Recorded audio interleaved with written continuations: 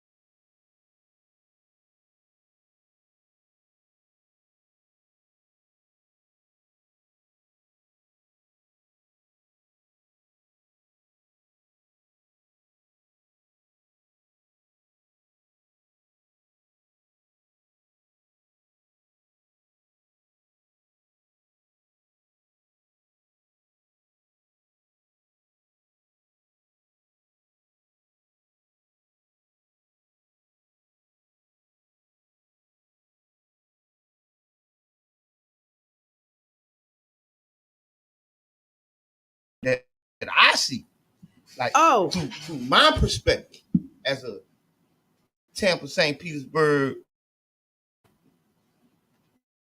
area native, some of the growth, some of the things. So yeah, last night was in St. Pete City Hall was the CBA meeting. Okay, let's talk CBA because I know that was 5:30. Yeah. You was coming, you was on the way, but never shut. No, I said I was gonna try.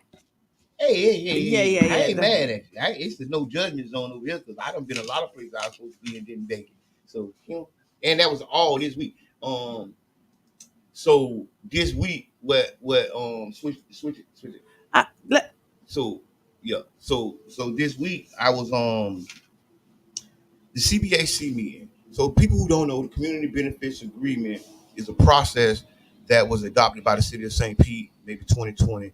The CBAC is actually, this particular committee is over the redevelopment of the Tropicana field site, which is now known or has been known as the gas plant district or many other neighborhoods that people know about. So yesterday was interesting. I definitely want to thank everybody who came out, who thought it not robbery, to take a little bit of their time and come out, speak to the committee members, and have their voices heard. It was a capacity crowd. They had to have an overflow room where extra people could go into an auxiliary room to wait. So we actually packed it out. I want to say big shots out to all the organizations who's been organizing. I want to say big shots out to the Tampa Bay Breakfast Club, 99 Jams Care Festival Radio. Thank y'all for giving us a platform in which we were able to organize our community through the issues that mattered to the community the most. So this is what I want to say. Keep talking, keep doing what you're doing because it's working. Okay. Because just in general, what we're doing, yep. What other organizations are doing, that means that people are listening. People are, you know what I mean? Because they're out there. Because at first it wasn't packed. So at first, okay. See. I'm glad you did that. You know what I mean? It wasn't. There's a picture. I should do it before and after. That I took, and one of the comments I made was that this was too important of a meeting to have empty seats. Right. That was one of the catalysts for wanting to organize for this, because I was like, hey man, this is the biggest development in North America. We live in North America. We call that the United States, and I just thought it was important for our community to know more about it, to be more active around it. And I just take my hats off to the community. Kudos to you for coming out. There's 2 meetings remaining. They actually extended it. Okay. So the impact is already being felt. These meetings were going to end next week. So it has been extended to the first Tuesday of February as well. So we're going to have next Tuesday and then the Tuesday following to continue this process. There's a lot of work that needs to be done in a little bit of time. And this is so this is a testament if you're listening and you were discouraged because most people think the deal is done. Yes. Right? Yes. Is that like, okay, what am I going to these meetings for? But they extended it because of people coming up and saying something. So nothing's done until the last day. And I'm gonna be honest. One of the major reasons they extended it was because just not having the time that has been needed to hash through all the elements that they have to hash through. So to give the CBAC members or committee members opportunity to properly hash out some of the stuff, I honestly feel they're trying to do a lot in a very little bit of time. These artificial deadlines that are being set is actually pushing the community back against the wall for a situation where we need to make great, clear-minded decisions because the time crunch is artificial. These dates have been set by the developers and the sports teams and even the city and the administration. But the reality is the community hasn't had ample time to respond. A lot of people don't know the term sheet was made available publicly October 2023. The first city council meeting on this was held December 2023. So now we're in January 2024, rushing to a March, April date. And I think that is something that we can kind of pump our brakes on, right? Because we're not going to be able to get the proper negotiations to really impact the community in a way that transforms. And that's a transformational way. We're not going to be able to do that in 90 days. We're not going to be able to do it in 90 days. And the harsh reality is, if the Heinz Rays want to take their ball and go home, that's an option. That's an option. Whether you call this home or they call another place home. I mean, that's an option. But in my mind, I think there needs to be more analysts to really look at the deal in an objective way. And when I say that, I don't mean just a mysterious third party. I'm speaking for having the people in place that has the community's best interest in mind. I would say everybody deserves representation. And the community, our representatives is the elected officials. Right. But to add another layer to that, because sometimes elected officials aren't the most impartial people in the world. Sometimes, people have motives, right? This is true. God bless us all. And I think this is such an important issue. We have to look at it at all angles, top, bottom, side to side. We got to look in the middle. We got to look inside it, look around it, look above it. And I just don't think the time. I just don't feel we've had the time to make a 30-year decision in the next 90 days. I think that what we need is we want a healthy marriage. And we want something that's gonna last a lifetime. And so we want to make sure that our foundations align. Yes. And that we are clear that both parties is getting what they want, even though we know things could possibly come up, just like anything else. But the core of what we're looking for is the same. Yes. And what we want for the community, you know what I mean? We want to not saying like they go home and all this other stuff, but some relationships work and some of them don't. But we do want this a nice, healthy relationship where everybody is beneficial and nobody feeling like they got robbed, they got juked, they got, you know what I mean? They've been bamboozled. Win. But I think the issue that we're gonna have is with the numbers, right? Mm-hmm. So there have been estimates, there has been appraisals, there's been a lot of stuff that's going on. So just to speak directly to the facts, the appraisal for the property was done January 2023, right? Is now January 2024. We're entering into contracts and the stage where we lock in the agreements and the deals. They're looking. I think the appraisal said it was worth $279 million. And a lot of people in the raise are going to pay significantly less than the 279. They're going to pay like 100. It was $150 million. But the community members have been coming in.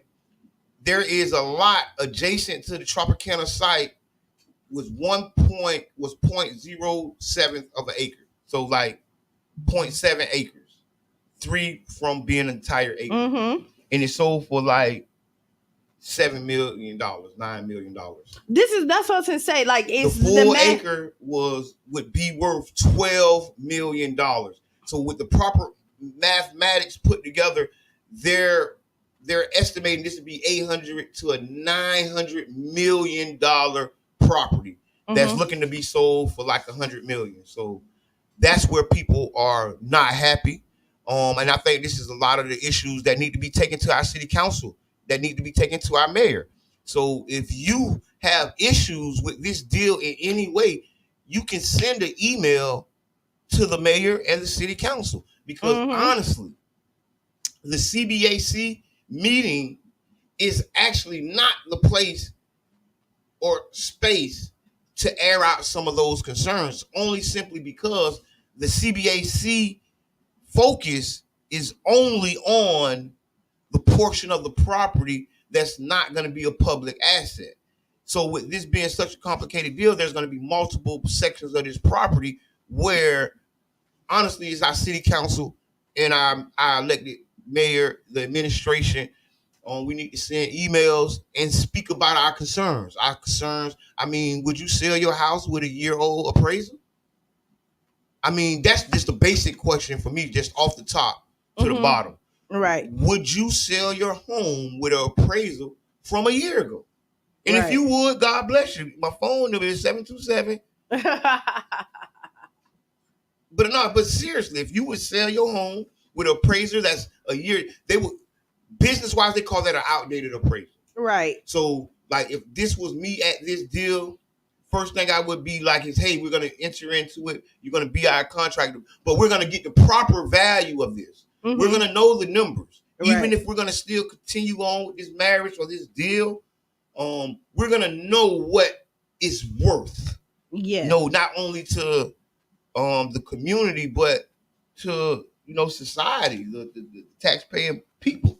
So we know a true assessment and a true value of what we have. And I think the problem is people feel that we don't know a true assessment or a true value, and that a January 2023 appraisal doesn't hold up to the scrutiny of the community members. And like, if we were a corporation, we would be the stockholders, the shareholders, right?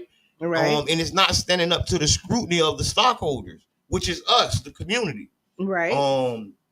They had a representative from the Rays speak from the Hines Group, the developer, and he was pretty much clear that it was not a lot of wiggle room for more affordable housing.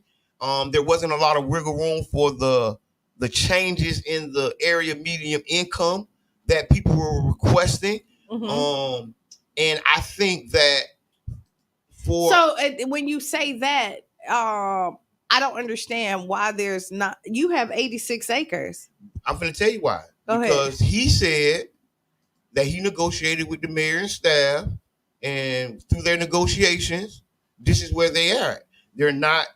It's not a conversation about moving anything or changing anything. Mm-hmm. They're saying after 8 months of negotiation, 18 months of the cycle of whatever they had going on, they're saying the point where they're at now, they're not going to make any big changes, and I think that's fundamentally wrong.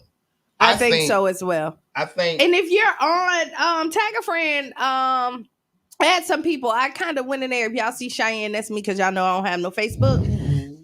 Because I've been getting some text messages. I don't know what's going on. Everybody's not seeing it. So if you got tagged in, start tagging somebody and sharing the page for me, please. Hey, UB, thank you for coming out. I want to sincerely thank everybody that came out, because this is something we've been organizing around. UB came out. Mm-hmm. UB called in, tell us what you wanted to say. I seen you had left a little early, but that's okay. He might not have nothing to say. Yes, he signed the thing and he did say something on there. And I remember, but I'd rather him to say it. But the reality is, it's kind of like a slap in the face for community members to get to this portion of the negotiations and to have a high-ranking developer say, "Hey, well, this is it."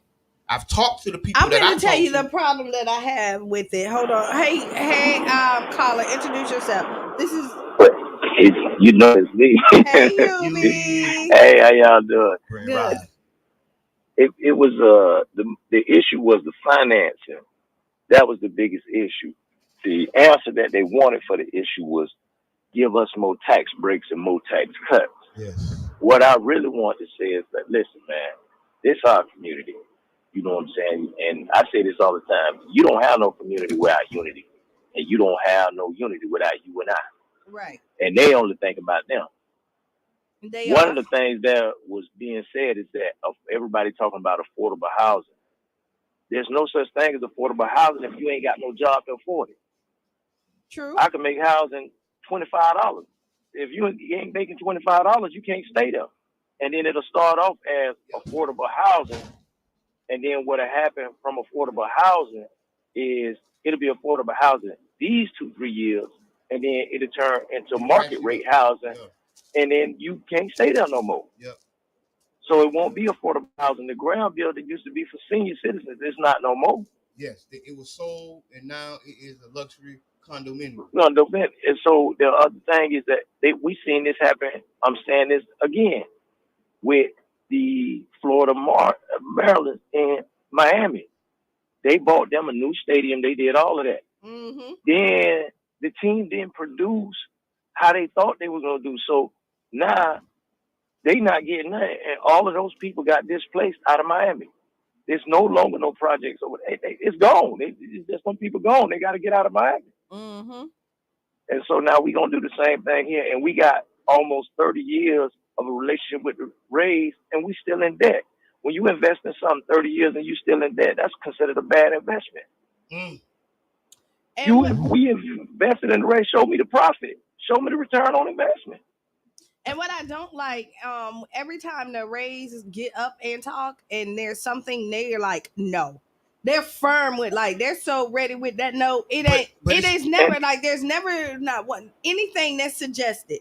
And they be like, oh, if that's what it is, we'll leave. And I'm glad you said that. They feel so my thing is, okay, if the option is they'll leave, let's look at other options. The Oakland A's looking for someone. Oh, go ahead, Keon. No, they really feel like they are the prize. Like we're begging them to stay.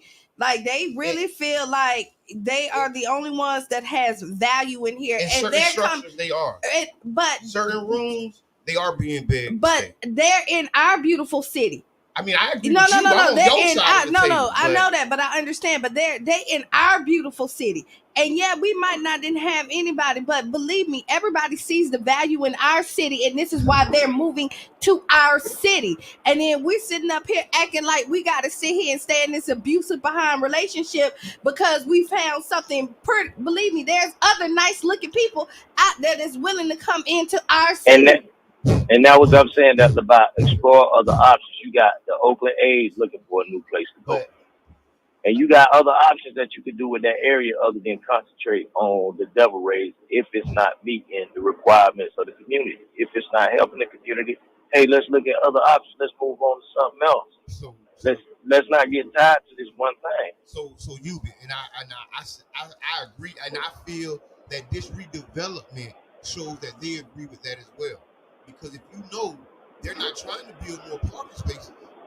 They are attempting to bring something more to the table with this whole redevelopment. And so, in my thought process, I think what we run into. All right, we gotta hang up. Okay. All right.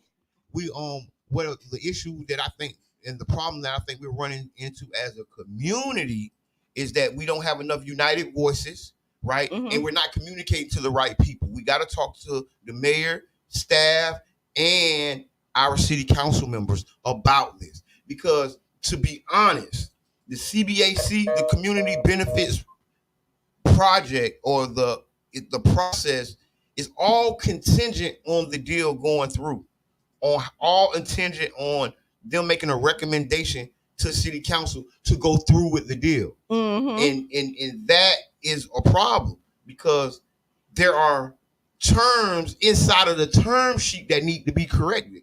There are things there's schematics that need to be redrawn. And I don't think there has been enough louder voice to say, hey, y'all, or enough concerted effort to say, hey, y'all, we need to change that. Hey, y'all, we need to move that. And it's like, oh, no, we don't need to move that. Our studies show and our people show. No, it's not working like that. We really need to, and this is what I want, because I know y'all listening, do this soundbite and replay this, is that know your worth and your value. Right? I'm gonna say this again. Know your worth and your value. And this is for our city. Like, we sitting up here begging somebody to stay that clearly feel like they don't have to be here. Whoever is taking over need to be somebody who wants to be in relationship and not come in here and strong arm and be like, oh, y'all begged me to stay, so that's the only reason why I'm here. So what I say, go. And this is what I'm hearing every time they get out there and speak. And it makes me feel uncomfortable. That's the vibe. And I'm going to be 10,000% honest. There is an arrogance to this whole process when they hear community members. And I think that comes from there being so many high-powered meetings already that have taken place, right? So now they're looking at community members like, what are you talking about? And I also feel like when they look at it, like every time I hear them speak, I be like, ugh. And I don't have no real big, I'm just saying, y'all always, when you listen, I don't really have no problem with anybody at this point, right? Not right now. No, I don't. But I always say, in a good relationship, you praise the good stuff, and the bad stuff, you call it out so we can fix it. And how I feel like at this point, the Rays are like, I could have been to Tampa. I could have been to Canada. They telling us where they could have been, but yeah, I stuck here with you.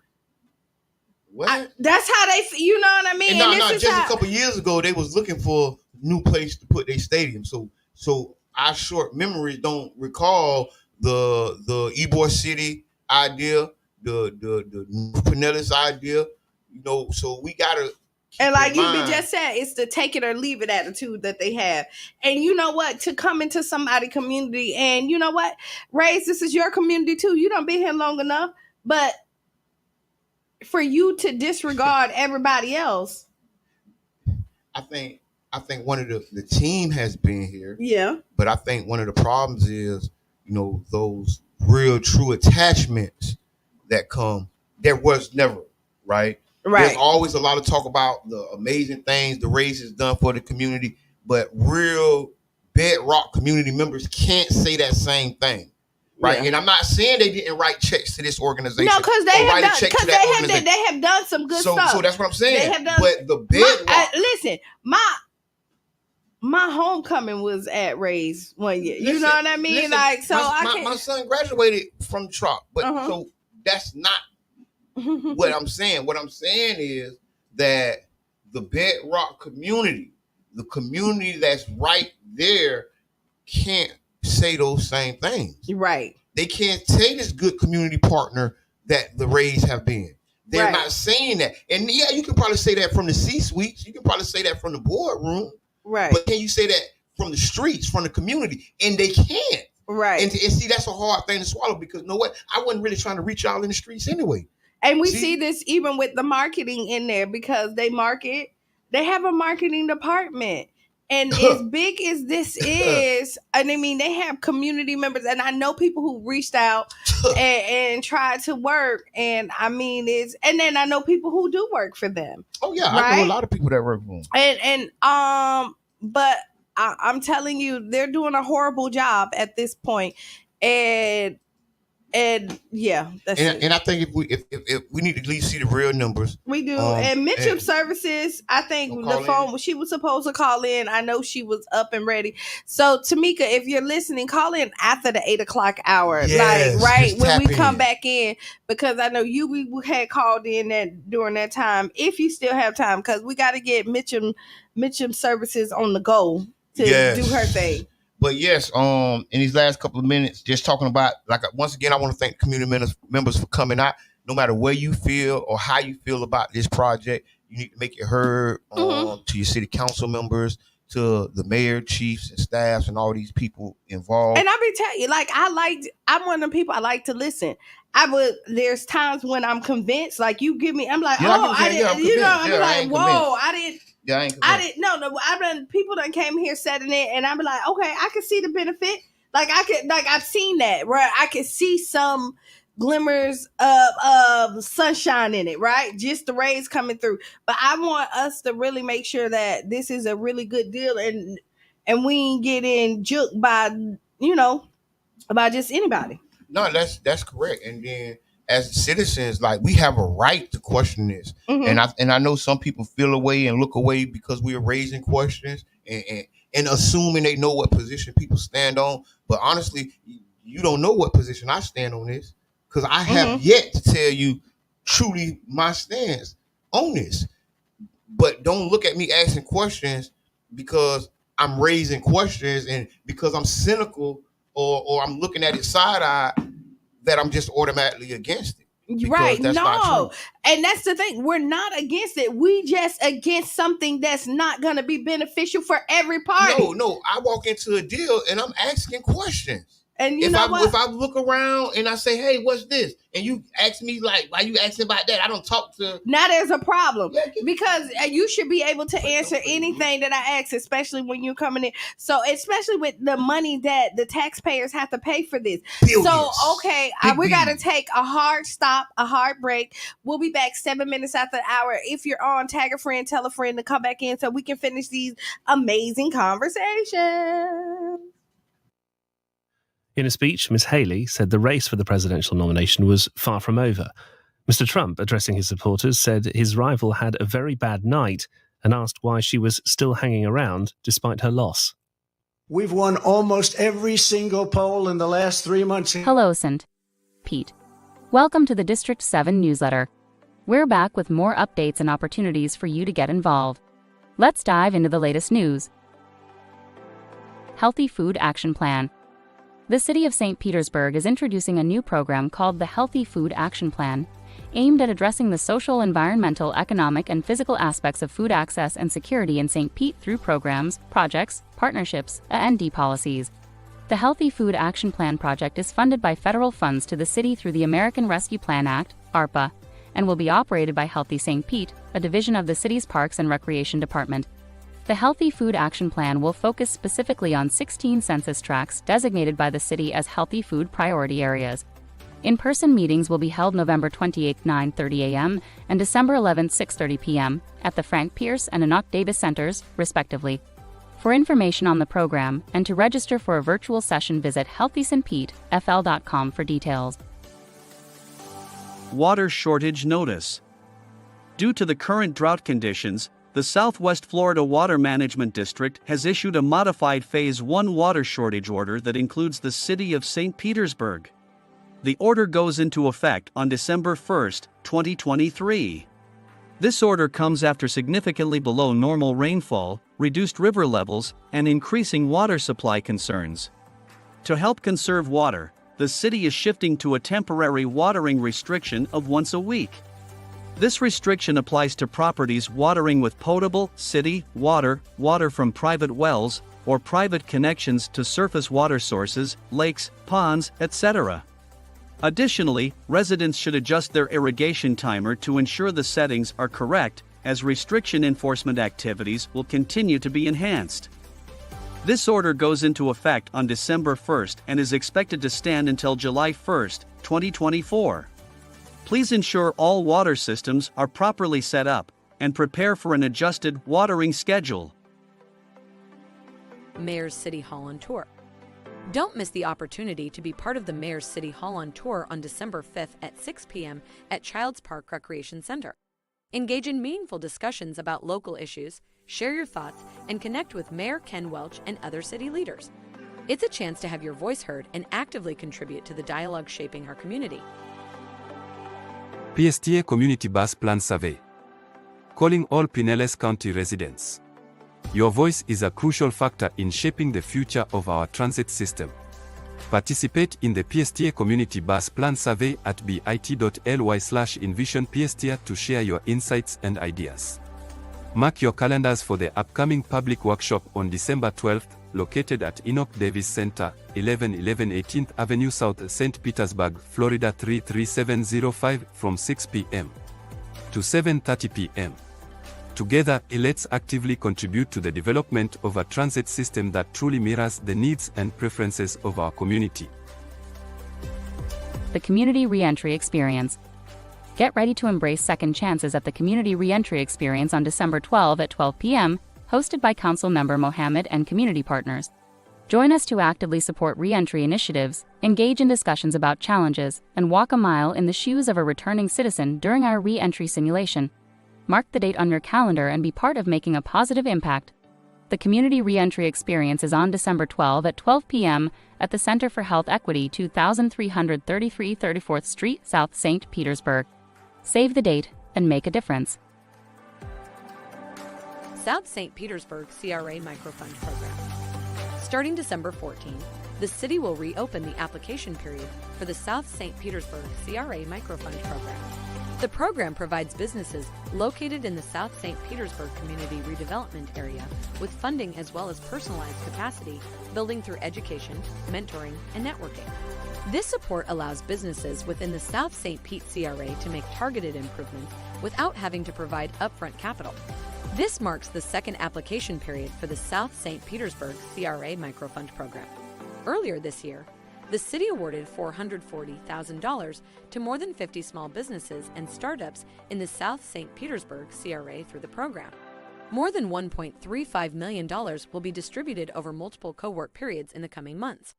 Visit www.d7speaks.com to read more about the program and how to apply. City of St. Pete's Renter's Guide. For renters in need of guidance, the city presents the Comprehensive Renter's Guide as your go-to resource. This guide offers crucial support in preventing evictions, understanding tenant protections, and successfully navigating the intricacies of the rental landscape. Valuable insights await you, so make sure to download your guide at d7speaks.com. Your journey to stress-free renting starts here. Download your guide at d7speaks.com for valuable insights. Pinellas County School Quality Survey. Calling all Pinellas County families. Your opinion matters. Participate in the Pinellas County School Quality Survey for parents by December 22, 2023. Your feedback is crucial for creating a better educational experience. Visit www.d7speaks.com to take the survey, then share the survey link with fellow parents and stay tuned for exciting improvements ahead. Let's build a brighter future for our schools together. This concludes our news and updates for this week. Stay informed, St. Pete. Like, share, and subscribe to our newsletter for more updates by visiting www.d7speaks.com. Hampshire. Our New Hampshire First in the Nation primary has now taken place. And just like that, y'all, we are back. We're back. Yes. Welcome to the Tampa Bay Breakfast Club. This is Kiana. And I am the one and only Mr. X. Yes, and we're brought to you by the New Image Project, better known as CBAC. And we are redefining what's cool. Sorry, because smart is the new gangster. Baby. That's right. Smart is the new gangster. And if you didn't know, now you know. No. So yes, we have a call. This is probably caller. How you doing? I think it's Miss Mitchum herself. If I was a gambling woman, that's what I'm gambling on. But tell me if I won the jackpot. If I was a gambling woman. Good morning, my love. Turn your radio down. Yeah, turn your radio down. My bad. Good morning, y'all. Good morning. Well, play a lottery ticket for me. I got $1. Because I won it this morning. Beep. Go ahead. Good morning. We are on the move with Mitchum Services. We're going to get started with congratulating everyone who is on their way to the Funded Partner Celebration and Orientation at the Foundation for Healthy St. Pete. Those grants were not easy to apply for. So those who received and went through and made it to the other side of the process, congratulations to you. There will be a lot of projects and events coming out of that to help promote financial literacy, economic development, community enhancement, and more. So we're excited to see the projects that come out of that funding grant. Okay. We also have January 25th, we have the Pinellas County Urban League Young Professionals, their 4th Thursday network meeting and vision board party. That's happening this Thursday at USF 6:30. So we would love for you guys to come on now and join us for our vision board party on Thursday. Oh, yeah, I'll be there. Shout out to the YP. Yeah, shout out to the YPs. Madam President just celebrated her birthday, so shout out to Chiquita. So we'll see her and do a little celebration for her on Thursday as well. Go ahead, Chiquita. Happy. When was her birthday? See. Okay. Now you're asking too many questions. Okay, there you go. Happy belated birthday. Go ahead. I believe it was January 19th, but don't quote me. Okay. On January 29th, we also have Mental Health Mondays at St. Pete Youth Farm. Okay. So definitely check them out. They do it the 4th Monday of every month. So just make sure that you go and check out Miss Carla Bristol and the kids at the St. Pete Youth Farm. Mm-hmm. January 30th at Studio 620, we have Little Satchmo, a film screening hosted by the Green Book of Tampa Bay and Pinellas County Urban League. So Little Satchmo, if y'all know, that's Louis Armstrong, right? So his daughter is going to be there, and she's going to be talking about the film and discussing the film's themes of finding your voice, family secrets, and relationships. So they're going to have a food truck out there. Doors open at 6:30. The film begins at 7. This is in partnership with the Woodson African American Museum and the Pinellas County Urban League and its affinity group. So that's going to be a very interesting film to watch and to be a part of the discussion on January the 30th. Okay. January 30th, we also have the Small Business Association Business Finance Strategy Cohort sponsored by the Pinellas County Urban League. Again, Ms. Carolyn Riggins are helping small businesses get their finances in order. So we're dropping that link so that you can register for those free resources. Absolutely, it's necessary. And then, of course, Brother Jabbar has already spoken on the gas plant redevelopment CBAC meeting. The final one is going to be on Tuesday, January the 30th. So we need everybody to show up and show out. And they have extended it. It has been extended to February. The first Tuesday of February. So it has been extended. So it's going to be 2 more instead of the 1 more. Very good. So you got 2 more opportunities to let your voice be heard. Mm-hmm. And then we're going to round this and finish it out with Tampa Bay Collard Green Festival happening on February 17th. We're going to talk about this every week because we are super excited about the Collard Green Festival. It's going to be amazing. We are still accepting vendors. We are still looking for volunteers. So we'll be dropping that link. You do not want to miss the Collard Green Festival this year. It is going to be absolutely amazing. So listen, smoked collard greens. Not even just the collard green. So if you like the past Collard Green Festival, it is going to be even better this year. And so like Cheyenne is the headliner. Right. I mean, when I say we got some stuff in the making, yes, like we got a whole band. Like if y'all listen, yoga in the park, don't sleep. We got artists that's gonna be out there. You know, we got the guest speaker. We got the collard green cook-off. Yes. Deuces so is much going is to be happening. live on Deuces Correct. Live. So much is going to be happening on the Deuces. Find your lane. Find where you fit in. Whether it's you want to vend, you want to volunteer, you're going to bring your family out. Figure out how you're going to be a part of this amazing event. That's amazing. All right, y'all. That's going to do it for On the Move with Mission Services. If there is an event that you would like for us to share every Wednesday, please inbox Tampa Bay Breakfast Club or Mission Services. Have a great day. Yes, y'all make sure y'all catch up with all these events. Mission Services on the go with Mission Services. Thank you so much. On the move, on the go. It's all the same in my brain. Yeah. But so when we left the top of last hour, we were talking about the raise and about everything that's going on. Now I'm not gonna do this whole soapbox because we can talk about this for 2 hours straight. We will one day. And I am gonna say this is that we look at these meetings and we have a panel of people that looks like us. Okay. And when they look like us, what are their answers to your questions? So a lot of the times, the individuals, the Black people in these conversations are consultants and members of the team that have been brought in to be liaisons to the Black community. And a lot of times, a lot of these questions are above their pay grade, or I should say, is out their purview of their employment, right? Meaning some of these structural conversations about the buildings and the AMI, they're not in a position to really speak to. They're not even, or they don't even know it. I mean, it's not their place in the business. You know how if you go to a business and you talking to a server, and the server looking at you crazy, what you say? Can I talk to your manager? Right. And then the manager talking to you crazy, what you say? Hey, can you give me corporate phone number? Right. Or let me talk to your GM. Yes. This is the corporate level conversation that people are bringing to the table. So what we're saying is, don't give us the people with the sound bites. Don't give us the people who has been taught whatever and you just keep to the script. We want something that's going to give us tangible answers. That's something that's real, that you can really answer us. Don't give us the fluff. We don't want to hear the fluff. Don't give me the person, and that's really good. Don't give me the person that I admire and that has done something really good in the community. And then now, and no shade.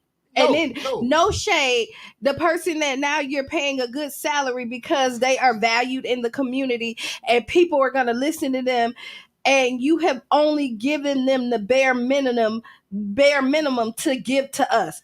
And you only give them what they need to sell us on it. No, we need somebody there that knows all the answers, who's not going to stumble over their words and tell me that you're going to get back with me later. I want the person who, I want the person who is sitting up there in the boardrooms that's actually sitting up there that's having these talks for real. Because those people right there, don't put them in a position where then the community is mad at them because we bought into them.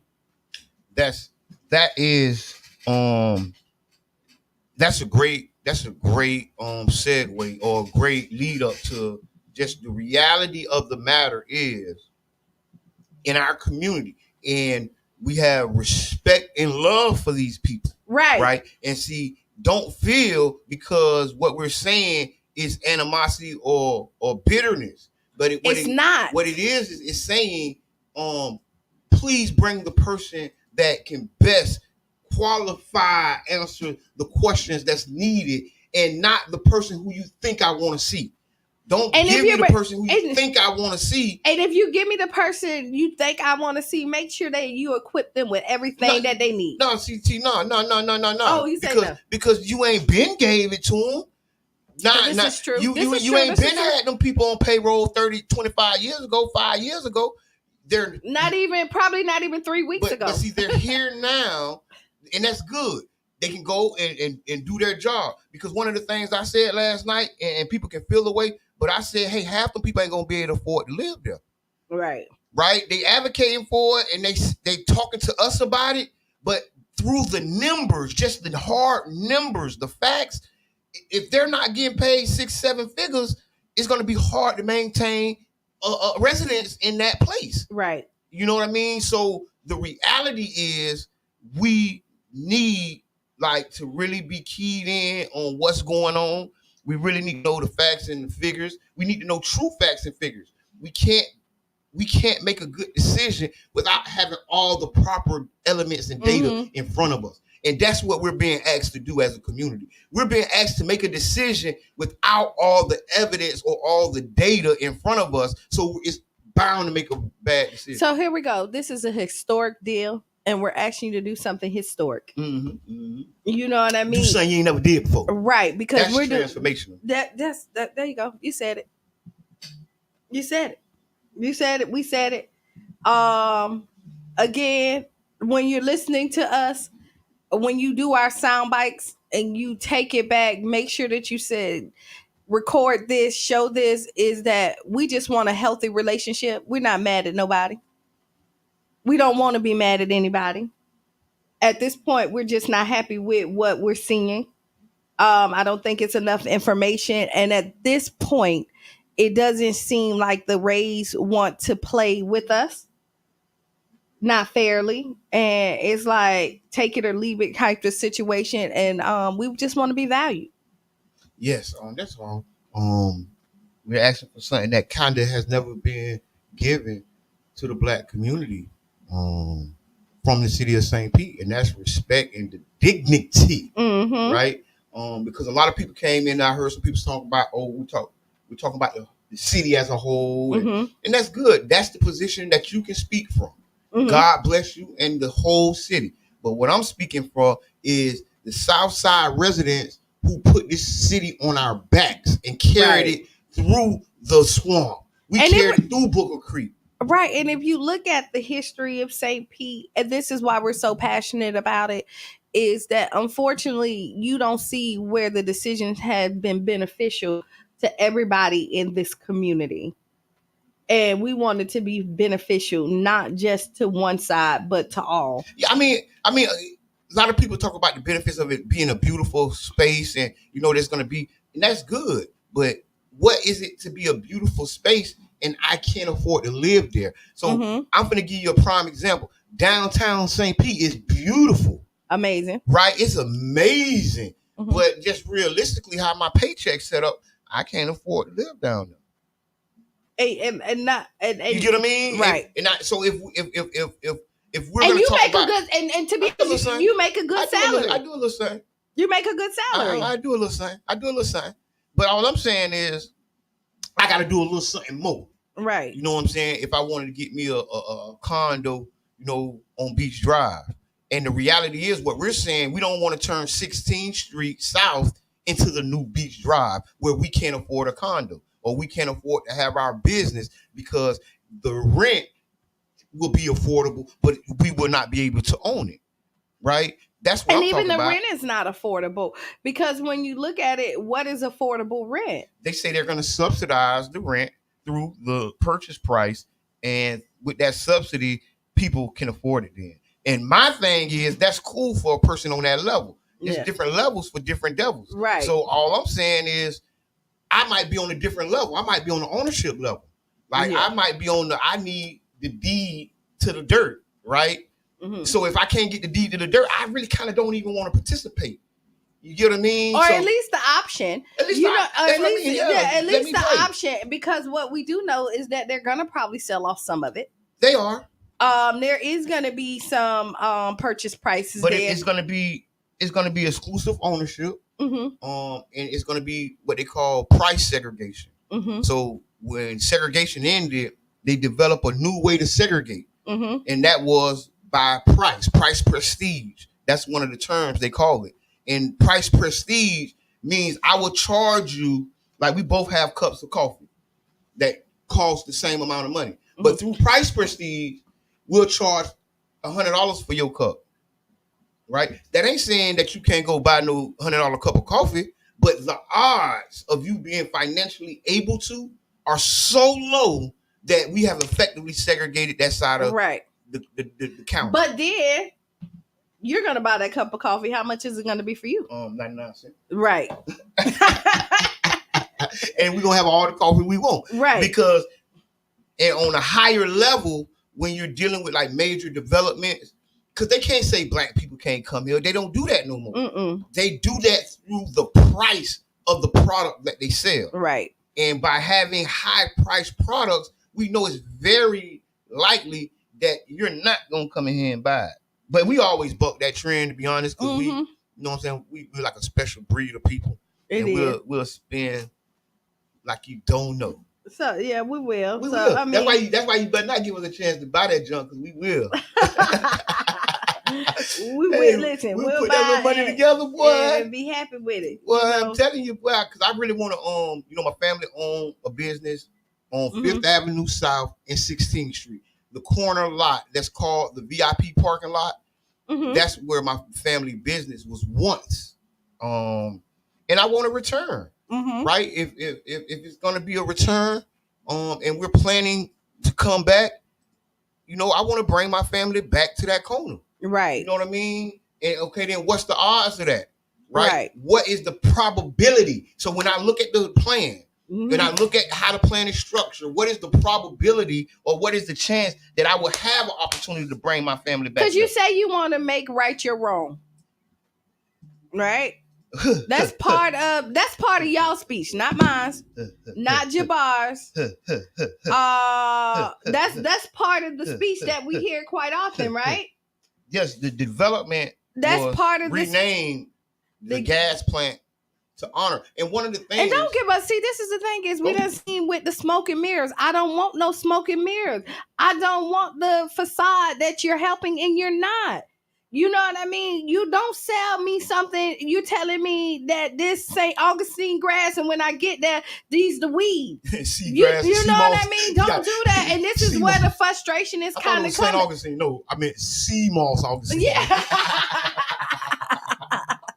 You know what I mean? Don't sell us this pretty picture, and then what we're finding out when you look at this, it's not nothing that you said. And and it's just, you have a couple of words in there that stands out that say it's the lookalike in fine print that looks like St. Augustine grass, but it's not. Like there's a lot of holes in this deal. And this is a major deal. Yes. And we have a mayor here. And then it's our first black mayor in our city. And this is a major deal. And we're not just fighting for our city. We're fighting for his legacy too. Because this deal is bad. He's going to be the one that's going to be stuck with the bad deal forever. Well, I'm glad you brought this up, because I wouldn't even brought it up. So I'm going to talk about it. One of the issues is that oftentimes they do use blackface to perpetuate systematic racism on other blacks. So what I mean by that, oftentimes they will use a black mayor, a black figurehead to subjugate us and put us back down into a smaller and less prominent position. And the problem is, us as black leaders, us as black figureheads, we have to demand more. We have to put our foot down. And then, because the problem is, your name and your face is going to be used to how can I say, co-sign this deal. Right. And so we're all family, right? We're all family. Yeah. Family. You know what I mean? And what we do is, at this point, we want to make sure not only our legacy is good, but yours as well. Yep. You know what I mean? And a lot of times when people are in situations, you can't see what's not good for you, but everybody else can. And so when we say the community need to help out, this is the community telling you, like, hey, back, like, let us help you. Help you, too. Help me, help us all. You know what I mean? And as we talked about, so plug report tonight. On the plug report. Big shout out to plug report. I'm a big, huge fan of the plug report. And we Brain, talked Jack, Bo, Q. Listen, the plug report is on Facebook. And we're on tonight at 9:30. Report. Listen, y'all. But what we talked about, like being an alpha male and female, and it was kind of relationship based, but one of the things I said as an alpha person, or knowing when it's time to step back and let somebody else, an alpha male or female, is what's best for the whole all situation. You know, when you need to listen to your team, when you need That's to lead. alpha? Yes, it is. It is. I need to come on Plug Report and politic with y'all because I don't know. It is. I'm just saying I don't because know. the alpha. Because as the alpha, you're supposed to lead, right? Okay. And when you lead, you want to lead properly. Okay. And so you're talking about an emotionally intelligent alpha. And so when you look at it, sometimes you're not the person that needs right. Because as the alpha, you sit back and look at everybody's strength on your team. That's leadership. You know, and so what I'm saying is, again, the Rays and Hines, just going back to this, is an historic deal. And it's a lot of stuff that's about to be done. And we don't want to be the... St. Pete has a rich history of changing the nation. Yes. Right. St. Pete has a rich, again, history of changing, taking the steps that nobody else was willing to take, and being okay. I like that. I like what you doing. know. And so it's okay for us to step out and be like, this ain't good, because be the one that said, I really looked out for my community.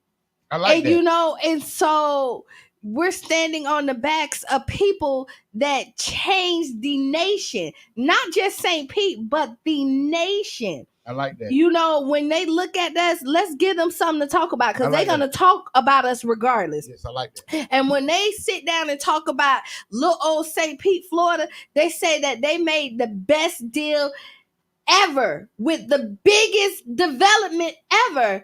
Yeah, they ain't talking like that right now. Right, but that's how we want them to be talking.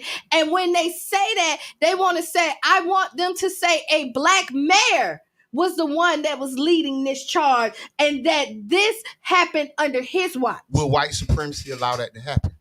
See? So white supremacy is all over the corporate structure. So MLB, right? I'm finna take the time to really... MLB is one of the racist organizations historically in America. Okay. Right? So St. Pete as a city has historically been one of the racist places in America. Right? So now you have two of the racist institutions attempting to give equity intentionally. So here we go. St. Pete also, historically, black people have saved this racist state, this city. Historically. Yeah, because of us. Yeah, right. They needed it. Black people also stood against them when nobody else. We did the marches. We did all that. So I'm going to tell you, when you look at the racism that's there, St. Pete community has always stood up against it and prevailed. We stand on business now. Now we stand on business. We stand on business, and we stand on business. The reason I bring up the history of these two racist institutions is because we have to have this data. Right now, if I was to run for office, right, and I put my name in the hat, what's the first thing they're going to do? They're going to do a background check on me. They're going to take a time and check out my history and to see if my history matches with what I'm saying I'm going to do in the future. Okay, Jab, try to call again. Go ahead. So the reality on top of that is we have to take in the history of these organizations into account. And as someone who believes in second chances, right? Because I asked for a second chance for myself and others in the community. So that's not saying that these people are above giving a second chance or having a second chance. No, but what that is saying is that we need to hold you accountable. We got to watch you, right? That don't mean just because I give you the chance, I take my eyes off you. And let me tell you this. Oh, I trust you and I believe you. No, I'm going to watch you. And this is what we said. And Rays, we're not calling you racist. I'm not. Hey, man, if the shoe fit, put it on twice a day. No, I'm just saying. If the shoe fit, put them on twice a day, man. Just know that's the culture of MLB. Yes. And they in the culture, right? They're part of the... So that's what I'm saying. If the shoe fit. Slide it on. Slide the slipper on, Cinderella. Cinderella slide the slipper on and dance for the night. Okay, hold on. He's so funny. I'm just saying, if the shoe fit, man. Jab, King I don't Jab, know you gotta stop hanging up, man. We just tried to pick up. You like, man, I'm tired of this. Come on, call back one more time. I just seen it flashing. But it won't. It's going busy for some reason. But no, I'm just saying. Listen, we want a nice, healthy relationship with Rays and St. Pete. I think. Hold on. Let's see. Caller. I am calling them racist. Straight up and down. I'm calling them racist because look at the business model that look at the people that we're choosing to do business with. Mm-hmm. The Rays have of $72 million. Mm-hmm. You can't find any of their executive staff actual salary because it's all been professionally wiped from the internet. But for that yearly payroll of $72 million, this is the lowest. And this is how they run their business. So the way they're trying to give us the lowest piece of equity they can find? No, that's what I'm saying, bro. If you go into business with somebody that leaves scraps and take all the money off the top, take all the whipped cream off the top, we got to be careful about that because they function in the MLB with the lowest payroll and then take the big chunk of their TV deal and still don't pay the people that makes the TV deal. Mm. So yeah, they don't care about the stadium because the TV deal is so big. So if I'm picking the lowest payroll, we always make it almost there every year. That's enough. Comes to them and say, hey, give me a little bit of money. They buck, so the player goes somewhere else. Oh. Look who we doing business with, man. Wow, we have to be careful who we doing business with in general. Wow. You get no rebuttals out of me right now, Jab. Hey, listen, I'm glad you brought it up. Thank you for coming out last night. I sat in the overflow room with the King Jab, man, voice of the people. Y'all tune in to the voice of the people. Jab, you still there? Yeah, I'm still here, man. I had to go. Tell them when to tune in to the voice of the people. Well, I'll be on tomorrow, man, live at 9 to 10 a.m. We're going to go into this. I'm not even calling it a gas plant no more. We're going to go into our home deal. And I got a USF alumni Hall of Famer coming through for an interview. So I'm on tomorrow, 99 Jams from 9 to 10 a.m. But I did declare on this same station, if you're a Tampa Bay Breakfast Club member on Facebook, you can go back and watch.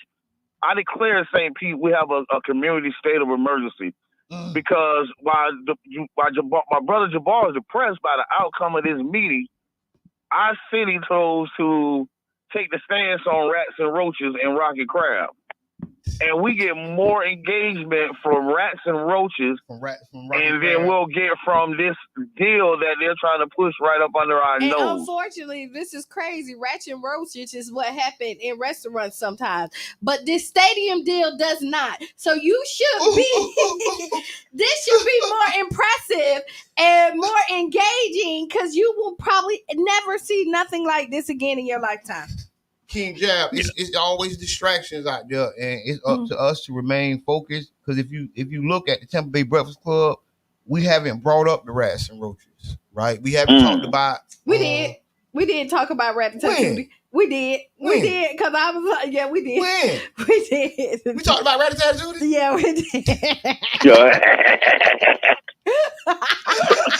So check this out too, Jabbar. Guilty. We should also, because what I did here in that meeting is they only want to take a small portion of that acreage for the dome.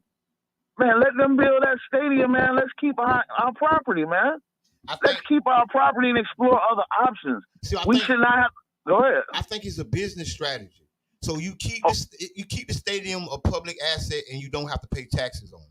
Then you take the acreage and then you sell it and you make a large enough profit to pay the taxes.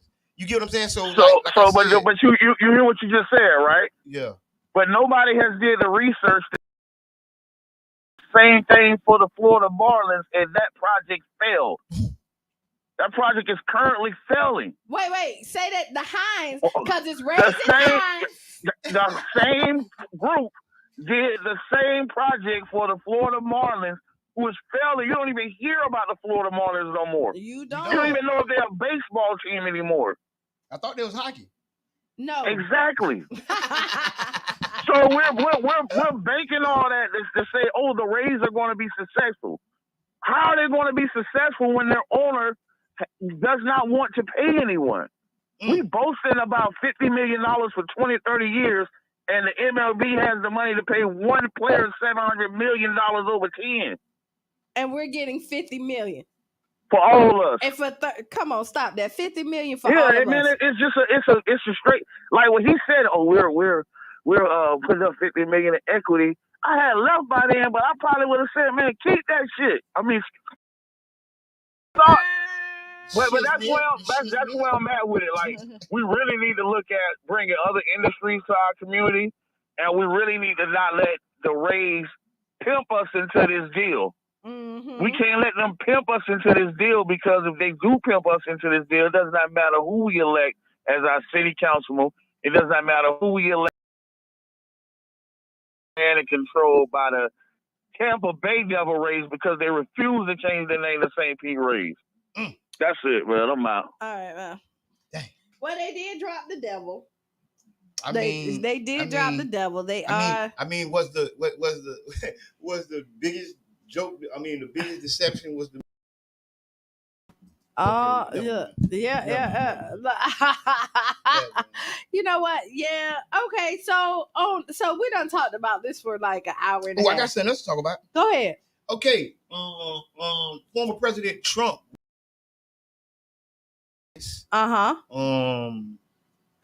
Nikki Haley lost by 12, 13 points, trailing Trump for the Republican nomination of president. A lot of people, Trump celebrating, they screaming because it was in New Hampshire. It was New Hampshire.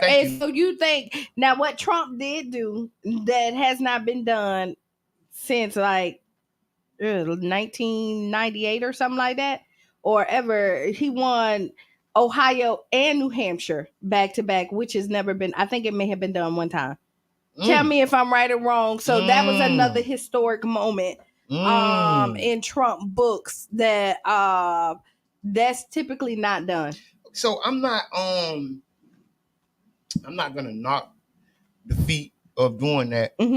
But I just want to throw that out there because we're gonna give some praise to Nikki. Yeah, because I just gonna say, I want to say the last time he won by like 20% or more. I can say more qualified field or more chunky field or whatever you want to call it.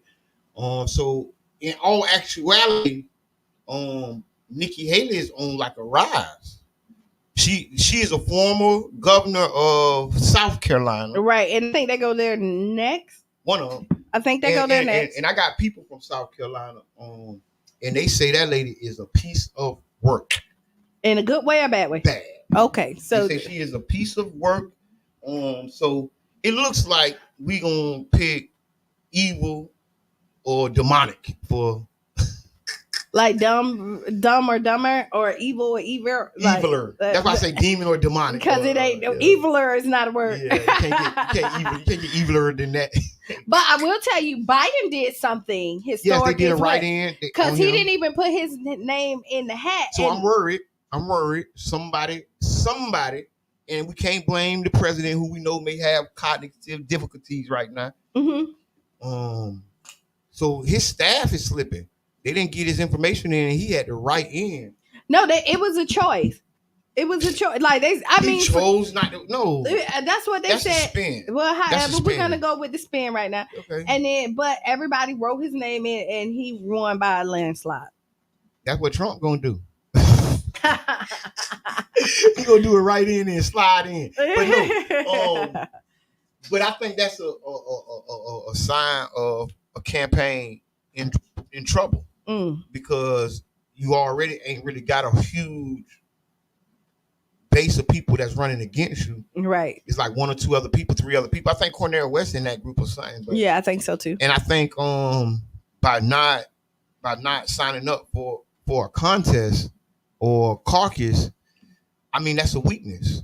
That's a weakness. I think that's a telltale sign of things to come. If I was over that campaign, I think we would have fired somebody this morning.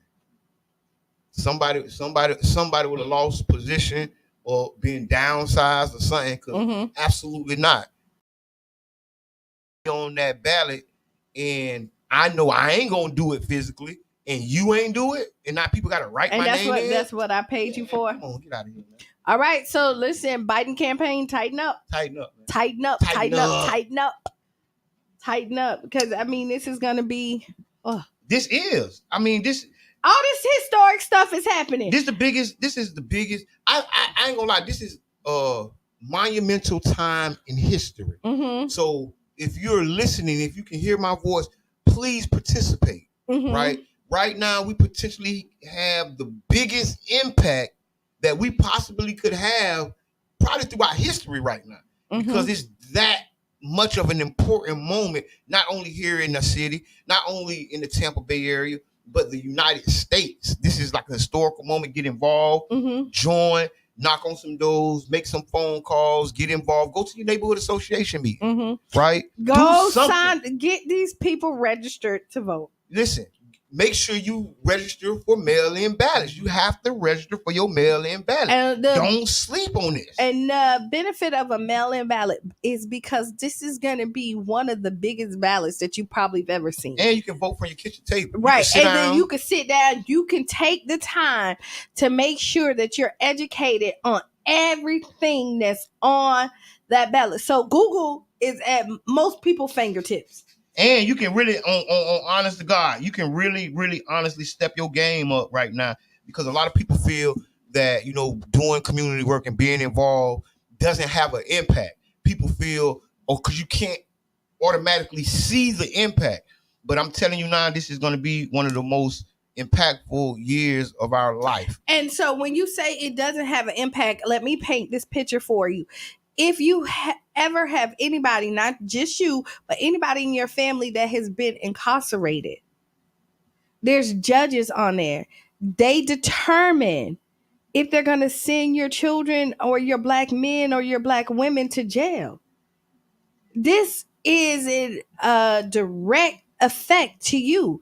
If you have children in school, the school board, the way that you feel like our kids are being taught, what they are getting in our school system, this is a direct effect to you. So it's not just the presidency. It's everything. So you got to get your vote in, because you hear people be like, oh, it don't matter. It does. Our kids are counting on us. Not only our kids, our grandparents are counting on us. You need to be counting on yourself as well. I'm telling you, I'm counting on you. So your neighborhood, your community, everybody, we're counting on. We count on you. We count on you to get registered, get your mail-in ballot, take somebody with you to vote. We count on you to be involved. We count on you to make some of these meetings, because you don't have to do it all yourself. Because once we all accept responsibility, that means many hands make light work. So that means, boom, Kiana didn't have to come to the meeting last night. We had it packed out, right? We had overflow rooms. So you didn't even have to come. But maybe next Tuesday, someone who came last night can't make it, and you may need to show up. And this is the thing, it's teamwork, right? That's real now. So listen, Jabbar's at the meeting, but then I'm also here every Monday, Wednesday, and Friday, making sure that y'all know y'all need to be at the meeting. You know what I mean? Everybody play their part. That's real now. Everybody play their part. We're here every Monday, Wednesday, and Friday telling you what's going on, how to get involved, the do's and the don'ts, the rights and the wrongs, the praises and the boos. Like, we're here doing all of that. Yeah, we getting it in. I want to say big shots out to Brother John, Councilmember Muhammad. Doing an amazing job, keeping us up to date, keeping everything popping and locking and dropping. I want to say that yesterday's meeting was simulcast on the Tampa Bay Breakfast Club. So you can go to our page and you can watch the meeting from your lunch break today or during the day, and you can be more enlightened on the things that are happening around this stuff, so that you don't just got to take my word. You ain't just got to take somebody's word. You can formulate your own opinion and reach out to your council member, reach out to the mayor, write an email today, tomorrow. So you go, it's called How Does Engagement Look? that is the community benefits meeting. And we actually did we did numbers yesterday. So I swear it was more people watching that. So Tampa Bay Breakfast Club is your go-to. Listen, we are is your go-to. We're gonna we're gonna do our best to keep you informed on everything that's as much as we can that's going on in this city. Yep. And and if you have a question, it like that too, as much as we can. As much as we can. And if we missing something and you think it's important, slide in our inboxes. If most people got iPhone numbers, text us. Inbox us, do all of that stuff so that we make sure. Because one thing we want to do is make sure people are involved and informed. Listen, one of the best things you can do in life, right, is get involved in your community. Get involved doing some community work on your off time. Mm-hmm. It's so rewarding. Minus the BS, right?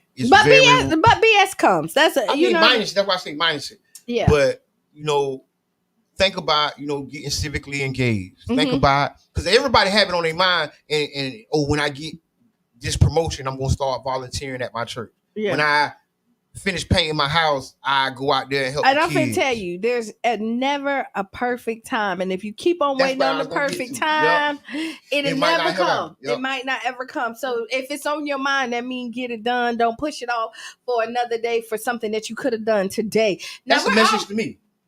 You just sent me a message. I don't know who needed it. I don't know who needed to hear this. She just see. Don't think we talking at y'all. No. Because she just said something to me that impacted me. There's something that I can do today that I shouldn't put off. And you right. And I'm gonna do it when I leave this place. Ask Kiana. Okay, run it. Dear Kiana. Uh-huh. I'm navigating a situation where I envision my partner taking on more leadership role. Mm-hmm. But he's content with being a stay-at-home dad. How can I effectively communicate my desire for a shift in roles without diminishing the value that he brings to our family as a caregiver? I want to ensure we find a balance that works for both of us. Like that reading, I could have really did Shakespeare. I might do Shakespeare, y'all. We might do Shakespeare in the hood at Lakewood Estates Apartments. Okay, Kiana, what you think? How can snacky, shucky, ducky, quack, quack. On one hand, sometimes how can she get her husband involved in a more leadership role at home? I guess home or abroad. Mm-hmm. She want him to be the man, and he want to be a caregiver. That's delicate. That is, and I mean, I really have to sit and think about this because. What? No, I do, because that may be his role, unfortunately. I was thinking that. I swear.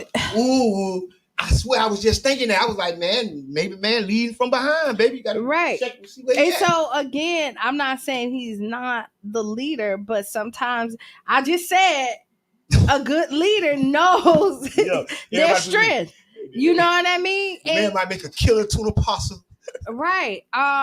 It's always gonna start out with communication. I hear that. Right. And sit down and talk about the communication part and what you want in this relationship and what does that look like for you and him and the both of y'all, and to see how it fits for your family. For you to go, and I don't know how long y'all been playing this role, right? Now you want to change the man position, and then you want to change it. Now the question is, was this a conversation prior that I'm gonna do this? Because some people like, I'm gonna stay at home, do the kids while you get your degree and get the business, and then you let me focus on me. You know how like the roles kind of change. Yeah. So I need to know what type of, you left some stuff out. Like, I need to know what type of leadership that you want, because leadership at home. We gonna fill that gap. Listen, this lady talking about she want her man to be a man.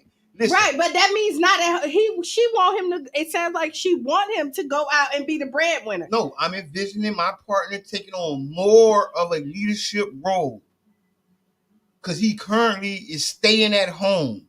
Right. How can I effectively communicate my desire? This is a desire. Listen to the word. Mm-hmm. I desire for you to be a leader in this relationship. So How? that's not just at home. Because he said he's a caregiver. He's a caregiver. So she said she want him to be the leader. So her desire is for him to leave the house. And to get out in the, that's what I'm hearing. I hear that. He'll stay at home dad. Yeah, she want her desire is for him to get out on the street, like, and bring that bacon. Get in the road, get in between the yellow lines, my man. Get in between the yellow lines. I mean, honestly, you did, and it sounds like not only that, it's probably financially difficult. Yeah, because she's doing it. And it sounds like she want him to work, and then on top of that, I hear that too. That's what I hear. I hear that. And then your sister said the same thing. I didn't even hear that. Yeah, but that's what I hear. I hear. And I mean, honestly, like at this point, hey, look, I know you take care of the kids. Oh, nobody can live at this point in St. Pete. And I'm assuming this person in St. Pete with one income. With one income, sir. Yeah. You know what I mean? I seen the AMI of St. Pete. It's depressing. And so yeah, like hey, listen, if you don't want to leave the house, let's look at some work at home jobs. So that some income can come in here. You need to really sit down and tell what your desires are. No, you really do. And what your priorities is and what your goals are in the future. Like, hey, I want to be able to travel. I want to be able to save. I want to do this. I want to do that. Yeah. And we together can't do this with this is lacking. Yeah. You know what I mean? There's family planning.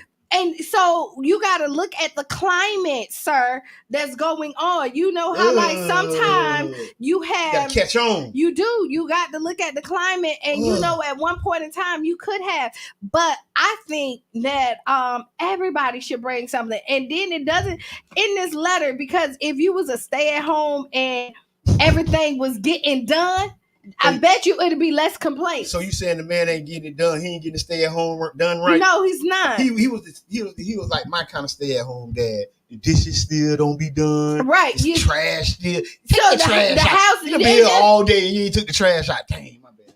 I mean, be creative. There has to be, and what I'm hearing to take the trash out. And not even that. There has to be another string of income that's coming into this house. Oh, and I'm going to unite with that. I think I used to stay at home. It didn't work out for me either.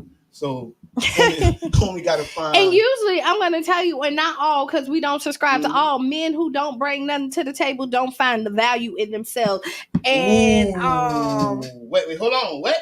Men who stay at home and do not bring nothing to the table don't see the value in themselves. So I'm going to flip the pancake. So if a woman's staying at home and just doing the dishes, ain't she still bringing something to the table? It's still a contribution. No. So let's not. All I want to do. I said what men feel. What you feel. Okay, you feel it. I said what you feel. Yeah. How you feel inside. As a man. Right. Yes, because you do supposed to be like contributing. Because I look at it like this. Mm-hmm. How society is set up, sometimes it's difficult for a man to be that traditional provider, right? Or to be the traditional leader, because there are odds and there are systems set up against certain men, right? It is, but being that, you get what I mean? It's a multi-billion, multi-generational effort to keep certain men from being exactly that. Okay, leader. so let me say this. There is systems, but there's so many.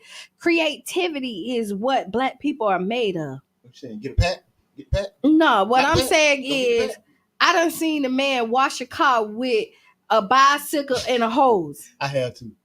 I hear you now. Nah, I hear you. You don't got to get the pack. Don't get the pack. No, I'm not There's saying other stuff you can do. Okay. Maybe that you could do. Yeah, the kids go to school and you go get your lawnmower. The kids go to school. If you got a truck, you go haul stuff out. That's drive though. So you speaking about the drive. But if you want a leader in the household, the leader has to have the drive to want to take care of his family. Can she encourage him in a way? Yes. Okay. Because everybody needs encouragement. And with the proper encouragement, you will have a man get out there with a bicycle and wash a car with a water hose. So I'm finna tell you, I personally find it very attractive when a man, who, regardless of what you do, like even if you are, so if you are down on your luck and you can't get the job that you feel like you deserve, you get the job that you can so that you can get where you need to go. Because something is better than zero. See, but okay. But now let me say this, because I hear that. But sometimes people feel that if I'm in, it's just as well as not bringing nothing in. No, that's what some people feel. And I'm finna tell you, zero. If you bring $5 in or zero, I want the 5. Yeah. You know what I mean? Yeah, show me you moving your feet. Do show something. You gotta. You know what I mean? Take the trash out. Make the house smell good. I'm Even gonna if tell you you, just spray something. It's so listen to Kiana. Can't speak for everybody else. I find it very attractive for a man to do what he has to do to take care of his family. And that means if today you got to work at McDonald's, even though you was in the corporate office and you got laid off, but you went in there and did that because you knew your family needed it, do it. No, that's right though. Listen, I unite with that. You know, we gotta contribute. And that goes around the board. You know, men, women, sons, daughters, y'all have to contribute. I always say this to my kids, you know, whether you staying at home or working, bring something to the table, bring some value into your position, whatever that position may be. That is true. And so if you stand at home, sir, and she wants you to lead more, all the homework need to be done. Kids need to be do it to the best of the ability, so there is no complaints. The house is always clean. Dinner's already made when she get up there. I think she would have wrote the letter if that was the case. Right. I think it, but there's something lacking. Yeah. And I mean, because, you know, if you just sitting on the couch sucking up air and I'm paying all the bills, we got a problem. But okay, we got to get on out of here. We got 1 minute. Final thoughts? Final thoughts, man. Big shouts out to everybody who came out to the CBAC meeting this Tuesday. Next Tuesday, we're going to do it again. Come out to City Hall. Big shouts out to Miss Peanut. The 2nd annual Brave Art Show gonna turn up real soon in the city. So y'all keep a lookout for it. All right. Be the change you want to be or see. Stay tuned to Sister Hughes. Lose your shoes. Shop all around the room. Right. And write down those 5 things. And look out for the Collard Green Festival, February 17th. And we out. This has been Kiana. And I am the one and only Mr. Edmond. And this has been the Tampa Bay Breakfast Club. But he was prevented from taking office by unelected senators. This was one of 2 cases levied against him and his grouping. Here's Jonathan Head. The drama of last year's election in Thailand has subsided. WUJM, the messy coalition St. of largely Petersburg. conservative parties has now been in office for 6 months. Gems. But the fate of the